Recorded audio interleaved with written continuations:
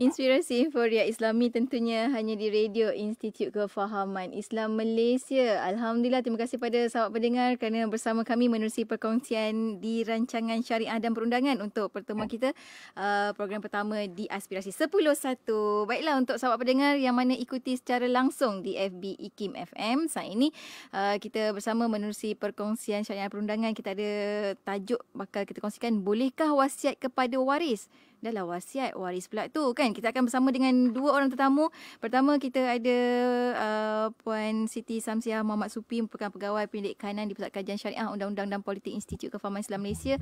Assalamualaikum. Waalaikumsalam warahmatullahi taala wabarakatuh. Dan bila cakap tentang wasiat ni, kita ada pakarnya juga di hujung talian saat ini. Kita ada Tuan Baharudin Aziz, merupakan pengarah bahagian pembahagian pusaka, Jabatan Ketua Pengarah Tanah dan Galian Persekutuan Kementerian Tanah dan Sumber Asli. Assalamualaikum. Waalaikumsalam warahmatullahi wabarakatuh. Sihat tuan ya? Alhamdulillah. Alhamdulillah, sihat-sihat. Dan hari ni bila cakap tentang bolehkah wasiat kepada waris, untuk sahabat-sahabat yang ada pengalaman, mungkin anda waris terima wasiat ataupun anda waris nak terima wasiat, boleh ke tidak? Boleh saja kongsikan pengalaman anda di FB IKIM FM ataupun di YouTube channel IKIM. Kita bersiaran secara langsung saat ini dan juga di Radio Institut Kefahaman Islam Malaysia. Awalan ini saya serahkan dulu kepada Puan Siti Samsiah. Adakah wasiat boleh dibuat kepada waris dan wajib untuk diikuti sebenarnya? Okey.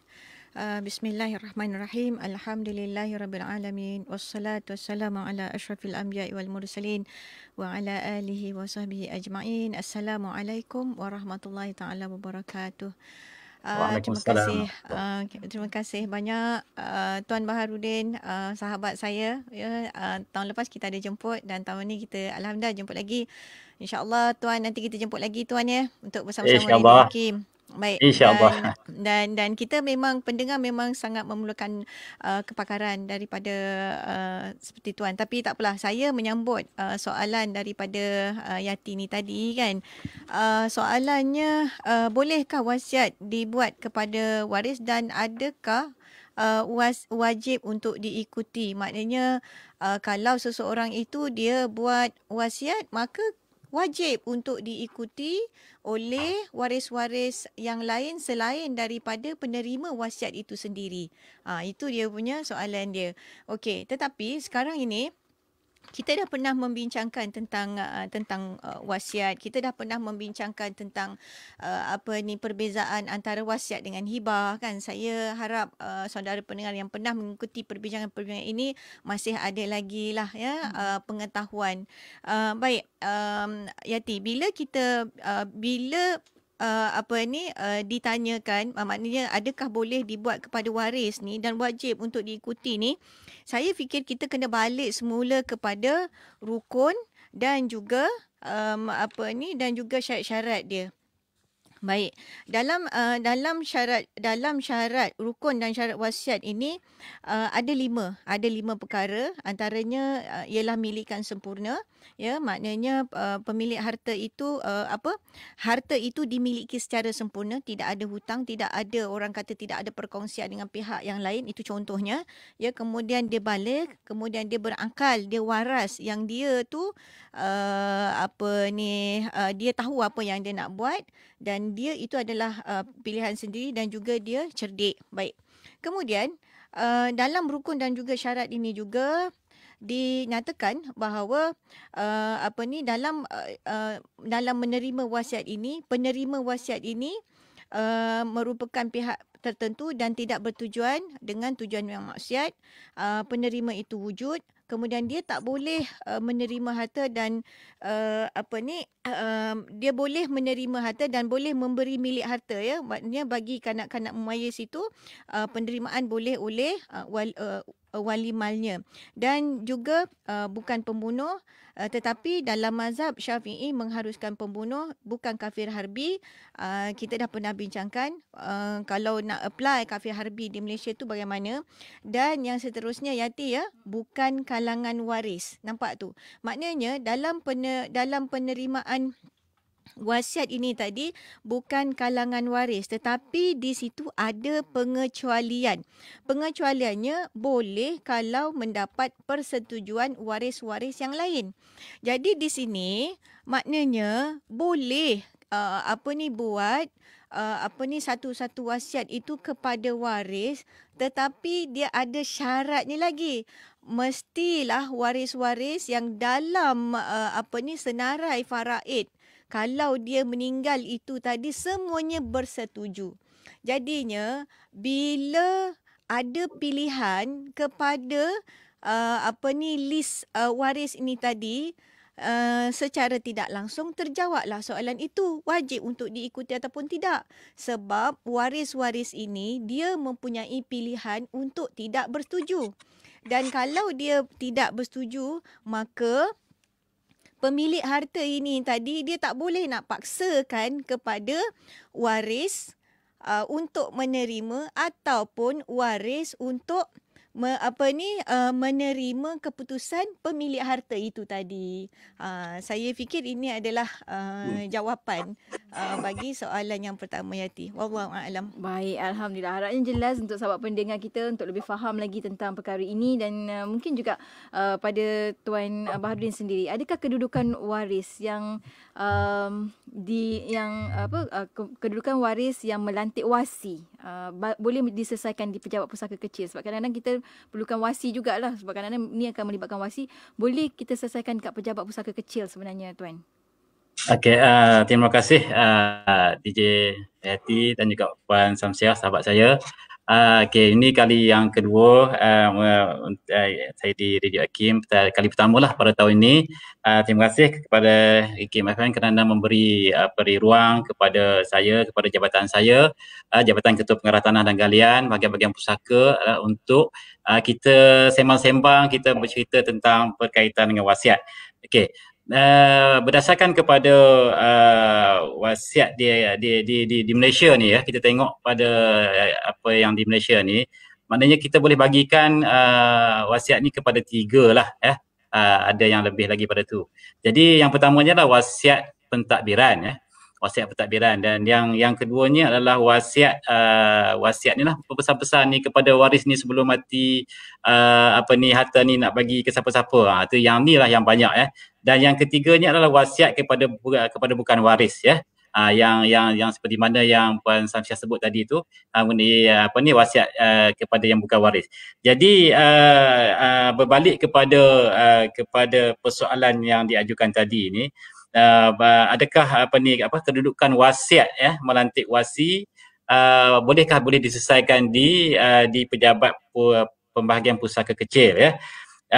Sebenarnya wasiat ni lah yang banyak dipromosikan oleh syarikat-syarikat amanah, ya, oleh ejen-ejen mereka, termasuk bank-bank dan sebagainya lah, ya, yang menceritakan tentang pelantikan wasi, ya, dan juga tanggungjawab wasi itu dalam menguruskan pentadbiran harta pusaka, ya.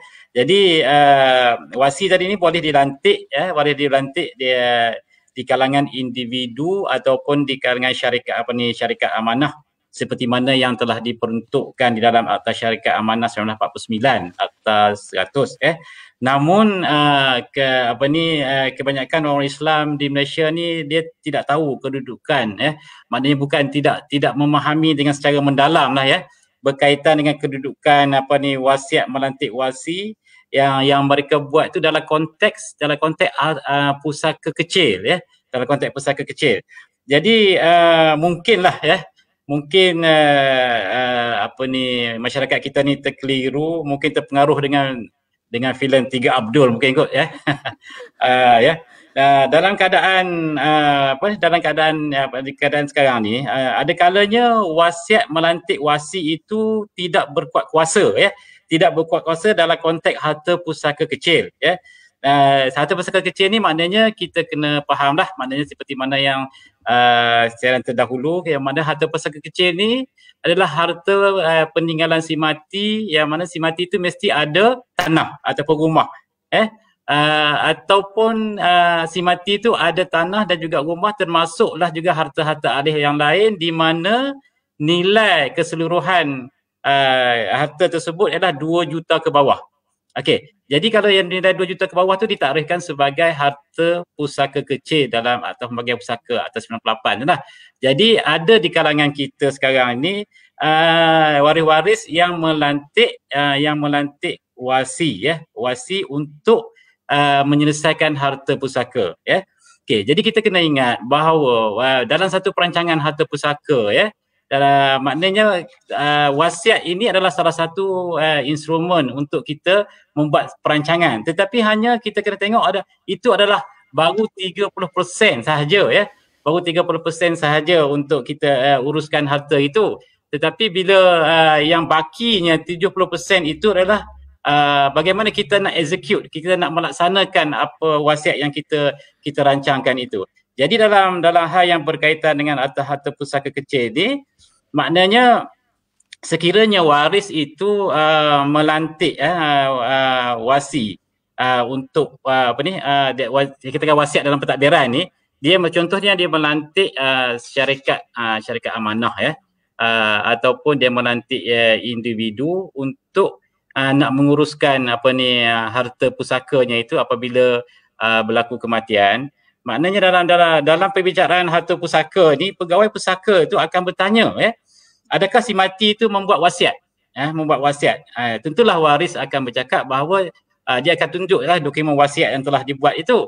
Jadi bila kita tengok wasiat itu adalah merupakan wasiat pelantikan wasi. Contohnya dia melantik syarikat A sebagai wasi untuk untuk menguruskan harta pusakanya lah.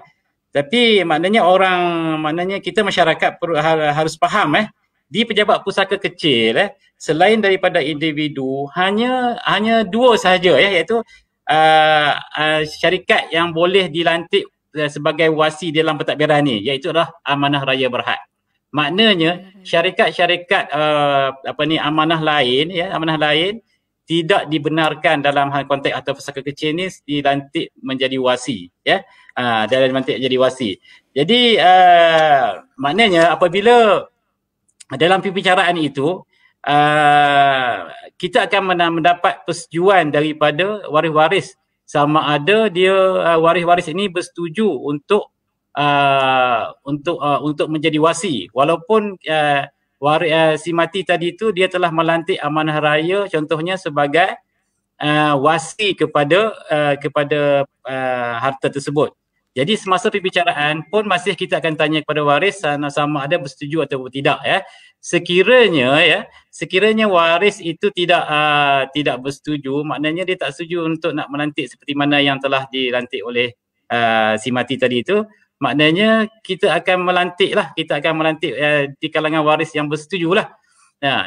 Jadi sekiranya berlaku pertikaian, maknanya tidak dispute dah kat situ, maknanya kita akan rujuk kepada mahkamah syariah untuk nak menentukan sama ada wasiat yang telah dibuat oleh waris itu dalam konteks harta pusaka kecil saya cakap ni, boleh dilaksanakan atau tidak, Maknanya kita akan, kalaulah katakan perintah daripada mahkamah syariah itu, kita terima je apa keputusan yang dibuat oleh perintah mahkamah syariah.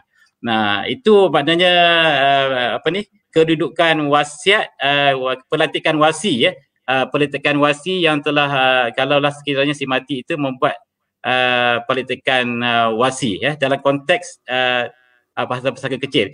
Tetapi sekarang ni kita tengok sekarang yang banyak sekali, kita tengok berdasarkan pengalaman saya menguruskan pembagian harta pusaka kecil yang lebih 20 tahun, kebanyakannya kita terima adalah wasiat yang arwah ni berpesan-pesan ni.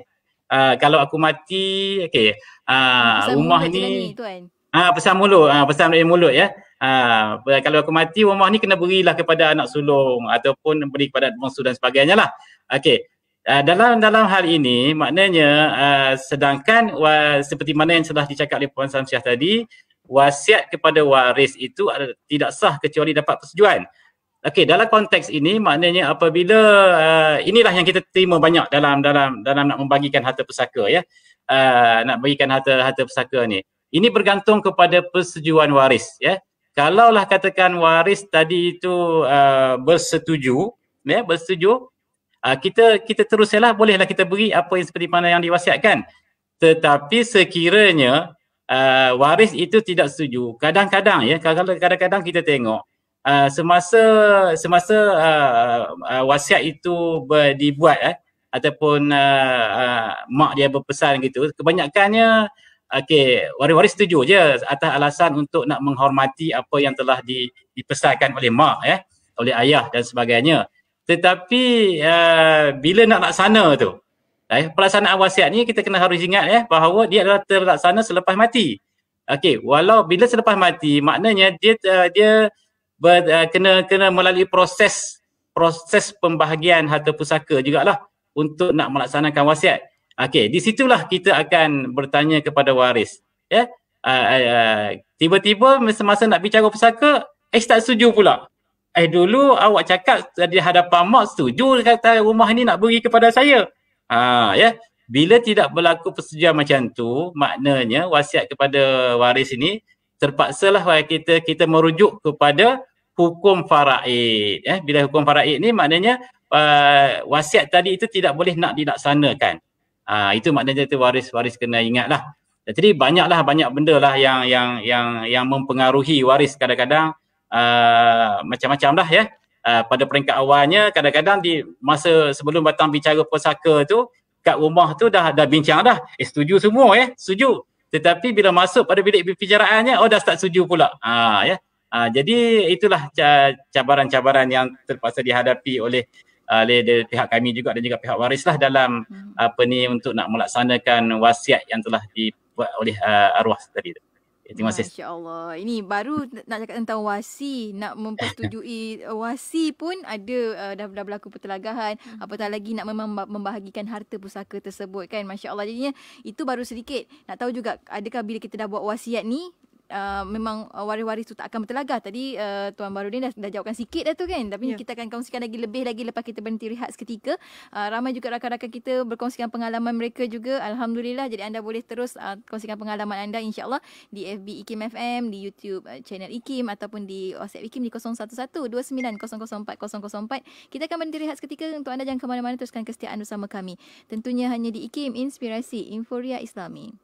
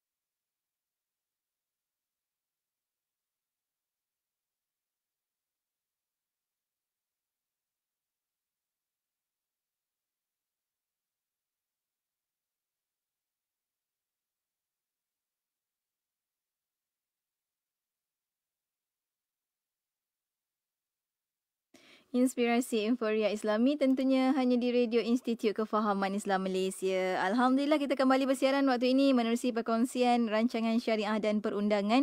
Bolehkah wasiat kepada waris? Bersama dengan kita ada dua orang tetamu, Puan Siti Samsiah Muhammad Supi, Pegawai Pendidikan di Pusat Kajian Syariah, Undang-Undang dan Politik Institut Kefahaman Islam Malaysia. Juga bersama dengan kita untuk perkongsian kita pada hari ini, kita ada Tuan Baharudin Aziz, Pengarah Bahagian Pembahagian Pusaka Jabatan Ketua Pengarah Tanah dan Galian Persekutuan Kementerian Tanah dan Sumber Asli.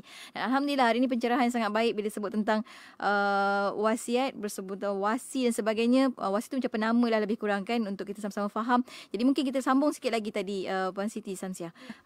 Macam mana sebenarnya bila, yalah tadi Tuan Baharudin pun dah kongsikan juga perkara-perkara ini, bila ada wasiat kadang-kadang masih lagi bertelagah ni. Mungkin macam mana respon sikit daripada Puan Siti Samsiah? Ya, terima kasih banyak.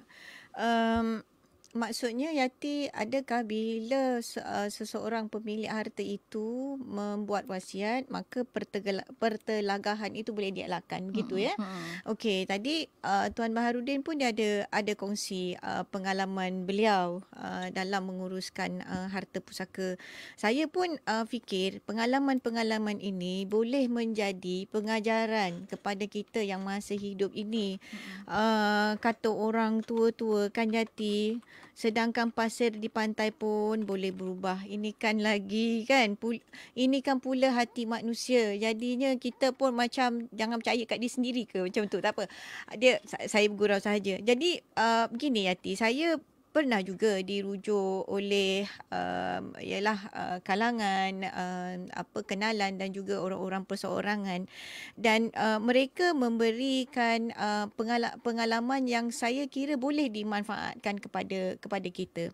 Baik, saya nak kongsi ada dua pengalaman di sini Yati. Yang pertama sekali tentang wasiat kepada waris ni, ada satu keluarga ada satu keluarga, suami isteri, kemudian anak-anak mereka ni semuanya perempuan. Dan pada ketika itu isterinya tengah hamil. Kemudian si bapa ni dia bagi tahu, suami ataupun bapa ni dia bagi tahu dengan isteri beliau, kalau aku mati nanti, kalau anak yang ada di dalam yang dilahirkan ini anak lelaki, maka berikan rumah kita ni rumah agam rumah besar, berikan kepada anak kita yang akan lahir ini. Baik. Jadi dekat situ dan ditakdirkan Allah anak yang dilahirkan ini anak lelaki. Jadinya maka si ibu ini tadi dengan taat dan setianya itu dia pindahkan nama rumah agam itu kepada anak lelaki itu tadi. Jadinya timbul persoalan dekat sini, adakah kakak-kakak kepada adik bongsu ni tadi dia redha kan? Jadi dekat sini timbul isu redha. Tapi alhamdulillah bila dilihat balik ke semua kakak ni tadi dia redha. Tetapi ada juga senario ada juga senario macam yang Tuan Bahar tadi dia kongsikan. Masa mak ataupun ayah tu dia buat wasiat, dia nak bagilah harta. Kadang-kadang harta yang aset yang tidak boleh dialih, aset yang boleh dialih, contoh macam barang kemas contohnya kan. Okey. Wasiat kepada anak yang tertentu. Kemudian anak-anak yang lain ni mereka bersetuju.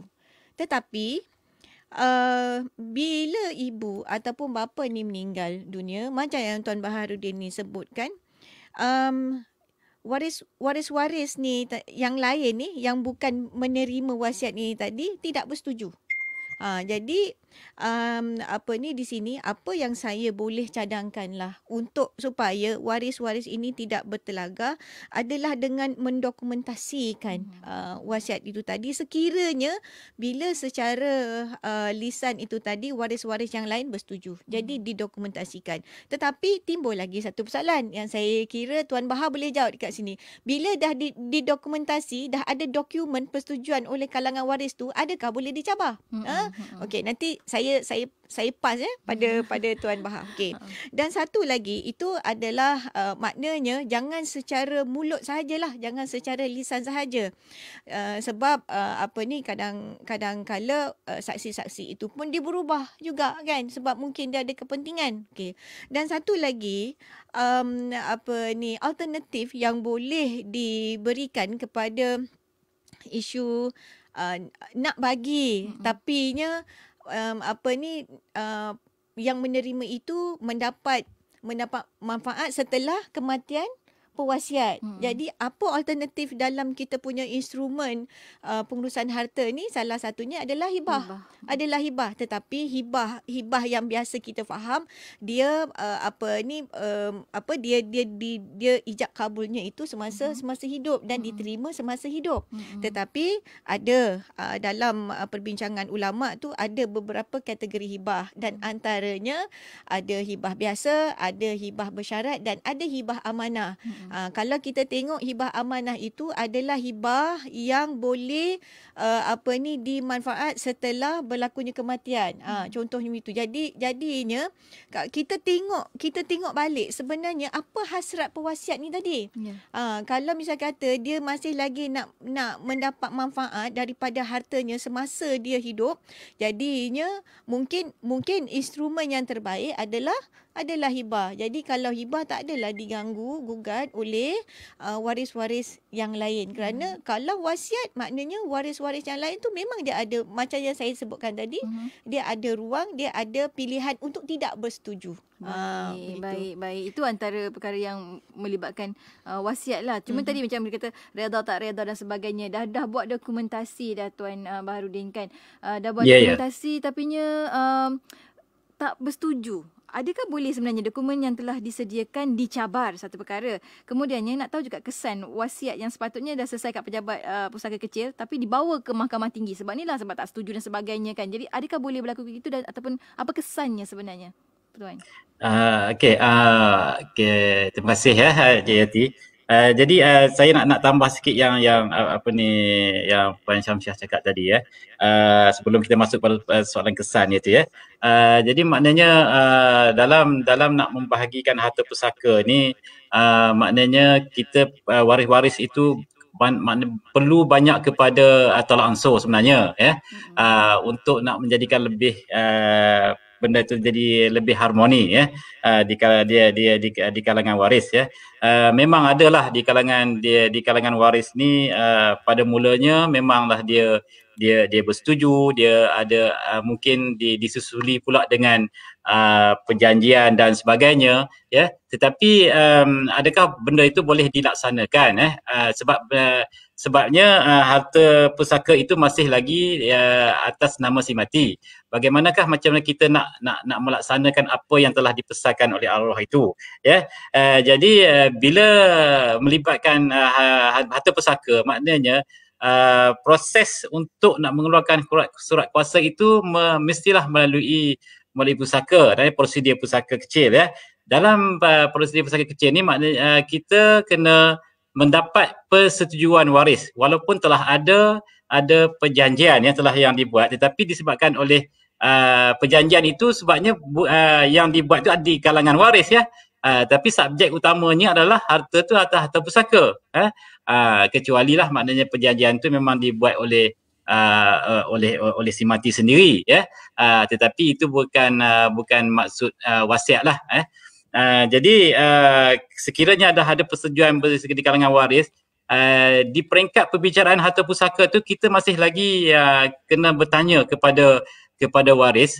berkaitan dengan pesan ataupun wasiat yang telah dibuat oleh si mati itu kepada waris, sama ada setuju ataupun tidak setuju. Sekiranya dia tidak setuju maknanya kita maknanya ada dispute kat situ.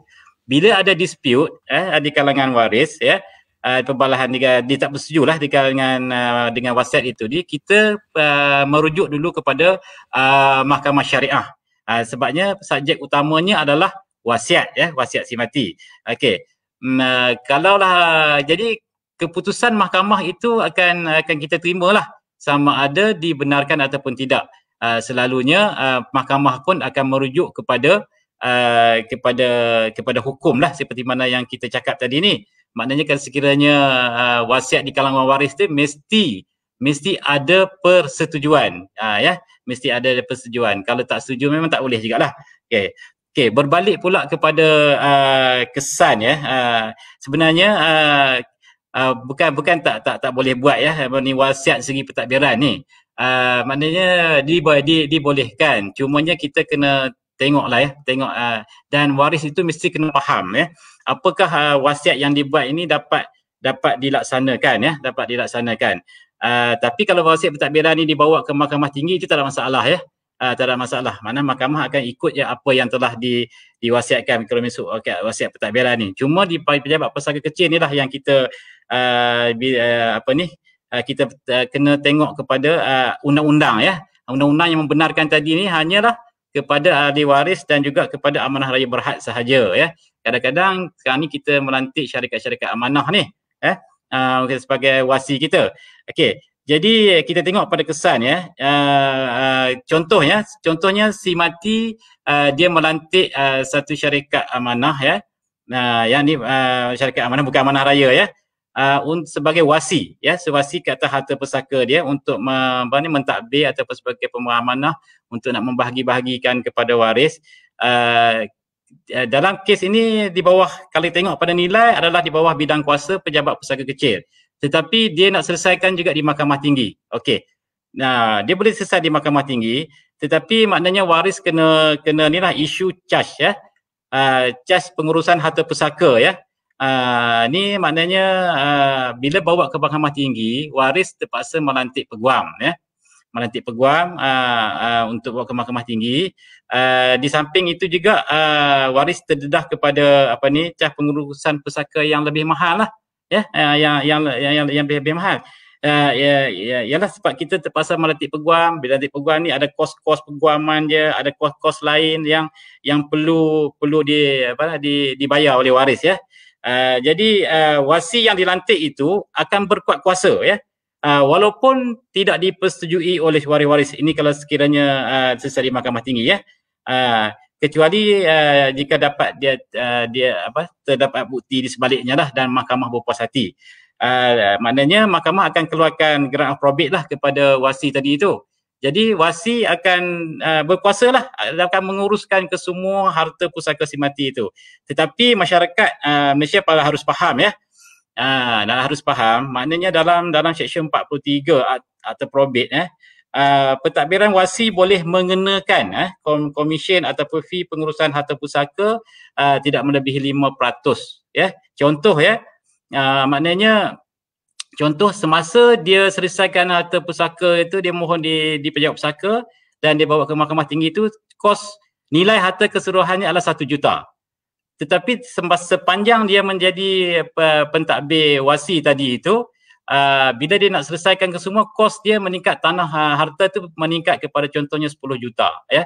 Maknanya wasi tadi itu boleh mengenakan cas pengurusan, ya. Ini dalam peruntukan undang-undang, ya, kepada waris, kepada waris tidak melebihi daripada 5% lah daripada nilai semasa. Itu yang saya kata tadi itu, dia melibatkan kos pengurusan pusaka yang mahal, ya, yang mahal, ya.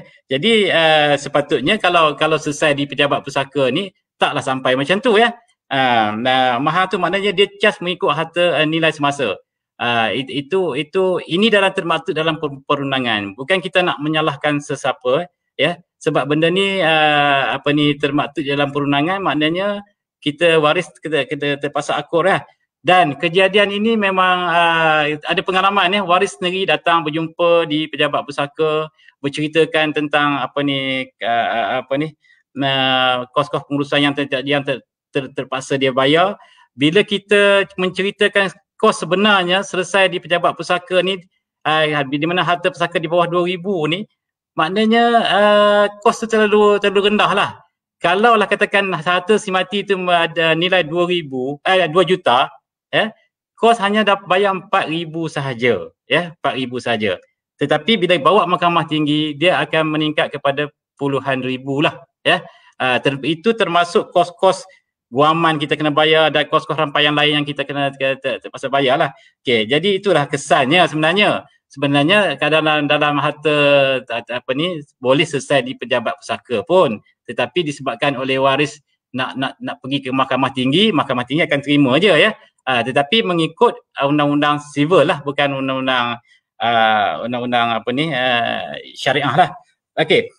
Satu lagi adalah kita bukan tak boleh buat ya kita melantik wasi secara pentadbiran ni.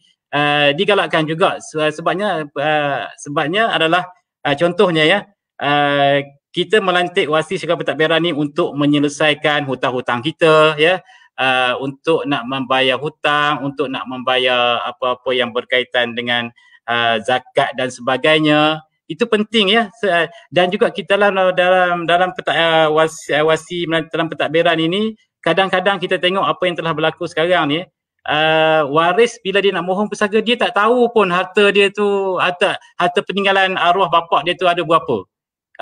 Tak tahu. Kadang-kadang kadang-kadang bapak ni pun dia terlalu berselindung ya. Dia kepada waris ni. Apakah harta sebenarnya? Di situ dalam wasiat dalam pentadbiran ni maknanya si mati tadi tu dia boleh senaraikanlah apa harta peninggalannya yang sebenar ya. Dan juga ini hutang-hutangnya yang sepatutnya dibayar ya. Yang dibayar. Ini kemungkinan si mati tadi tu dia nak membuat wakaf dan sebagainya. Sebabnya kita umat Islam sekarang ni apabila dia buat satu pengurusan harta pusaka, kadang-kadang dia terlupa untuk diri dia. Dia memang nak bagi untuk harta pusaka ni, tetapi daripada harta dia tu dia terlupa apa yang boleh dia dapat daripada harta dia yang ditinggalkan. Contohnya maknanya dia boleh membuat wakaf. Wakaf dan sebagainya. Untuk diri dia sendiri. Bila kita hanya buat pengurusan hanya bagi kepada waris-waris, belum tentu lagi lah waris itu akan dapat memberi manfaat kepada kita. Memang jelas dalam ayat Quran pun aba'ukum wa abna'ukum la tadruna ayyukum akbarukum naf'a faridatan minallah. Mana kita dari kalangan anak kita ni pun kita tak pasti yang mana yang akan dapat memberi manfaat kepada kita. Itu maknanya penting juga kita buat wasiat secara pentadbiran ni, tetapi yang pentingnya dekat sini waris itu mesti ada ilmu. Ya. Kalau ada ilmu maknanya benda itu insya-Allah akan dapat diuruskan dengan baik dan tidak ada perbalahan di kalangan waris dan sebagainya. Baik. Itu pentingnya kena ada ilmu kan Puan Siti Samsiah. So itulah Puan Siti Samsiah memperjuangkannya dalam IKIM masya-Allah. Jadi itulah cuma kita dah sampai hujung-hujung juga pertemuan kita pada hari ini. Bila sebut tentang wasiat ni ramai juga yang bertanyakan soalan. Antaranya kalau boleh saya respon sikitlah, mungkin Tuan Baharudin dah jawab juga sikit sebahagian. Kita ajukan jugalah daripada Puan Latifah ni, Tuan Baharudin kata kalau kita melantik syarikat amanah sebagai wasi, mengapa pihak tersebut tidak boleh urus wasiat? Betul kan ada situasi seperti ini? Maknanya kita dah lantik syarikat amanah untuk sebagai wasi, tapi tak boleh nak kita pihakkan untuk tersebut untuk urus wasiat tersebut. Betul ke boleh berlaku gini, kita kena faham ya. Kita kena faham di dalam akta pembahagian harta pusaka kecil, maknanya di dalam akta kita hanya membenarkan ya waris dan juga amanah raya berhad sahaja yang boleh dilantik menjadi wasi. Itu dalam akta harta pusaka kecil ya. Dua saja, sama ada waris tu sendiri dan juga amanah raya berhad. Setakat ni perundangan membenarkan hanya waris dan juga amanah raya berhad sahaja. Manakala untuk syarikat amanah yang lain yang dilantik di bawah syarikat amanah yang undang-undang 100 atas 100 tadi tu, maknanya sekarang ni tidak dibenarkan lagi. Dia boleh meneruskan kan? Macam mana cara nak teruskan? Nak teruskan maknanya dia kena teruskan di mahkamah tinggi lah. Mahkamah tinggi boleh. Inilah yang akan dibawa ke mahkamah tinggi nantinya. Mahkamah tinggi boleh. Faham. Alhamdulillah. Pencerahan yang sangat baik hari ini. Walaupun banyak lagi soalan, tapi kita tak boleh nak raikan semuanya. Apapun, dah hujung-hujung ni mungkin kita berikan sedikitlah peluang untuk kedua-dua tetamu berikan sedikit kesimpulan bila cakap tentang bolehkah wasiat kepada waris. Saya mulakan dengan Puan Siti Samsiah. Baik, terima kasih banyak Macam yang tadi disebutkan ya, bila kita bercakap bercakap tentang bolehkah kita buat wasiat kepada waris ni, kita boleh melihat bahawa perkara ini adalah antara ilmu dan juga keinginan, kan? Disebabkan mereka yang memiliki harta tu dia ada keinginan. Itu sebabnya dia hendak pindah milik itu kepada waris ataupun kepada pihak-pihak lain itu melalui wasiat. Itu keinginan dia. Maknanya keinginan manusia ini merupakan fitrah. Baik, bila fitrah ni ialah kita sebagai manusia kita memang ada keinginan. Tetapi Yati, kalau kita ada ilmu dan kita ada keinginan, kalau ilmu kita tentang kemahiran dalam pengurusan harta keluarga ini lebih tinggi, maknanya kita boleh kontrol keinginan kita. Keinginan tu terpandu lah juga betul. kan. Dan keinginan kita itu akan terpandu. Ya, sekurang-kurangnya walaupun agak sukar untuk kita nak melalui prosedur-prosedur yang tertentu, tetapi kena ingat prosedur-prosedur ini dia berasaskan kepada hukum syarak. Maka apa yang perlu kepada pemilik harta dan juga macam yang tadi Tuan Bahar sebutkan, waris perlu ada, sama ada pemilik harta ataupun waris itu perlu ada ilmu. Perlu ada tahu serba sedikit tentang hukum hakam. Jadi sekurang-kurangnya dia bolehlah uruskan isu-isu yang berbangkit berkaitan harta dalam keluarga masing-masing. Dan inilah tadi yang bila Yati kata memperjuangkan itu, kami insya-Allah di IKIM ini nanti akan mengulang lagi program kursus asas kepada pengurusan harta keluarga Islam. Kita buat asas sahaja, macam saya sebutkan sebelum ini, kita belum boleh lagi nak buat kursus lanjutan sebab kalau kursus lanjutan kita kalau boleh kita nak bagi training sikit, kita nak bagi soalan jadi sekurang-kurangnya peserta dia mesti biasanya dia ada isu dalam dalam keluarga masing-masing kan.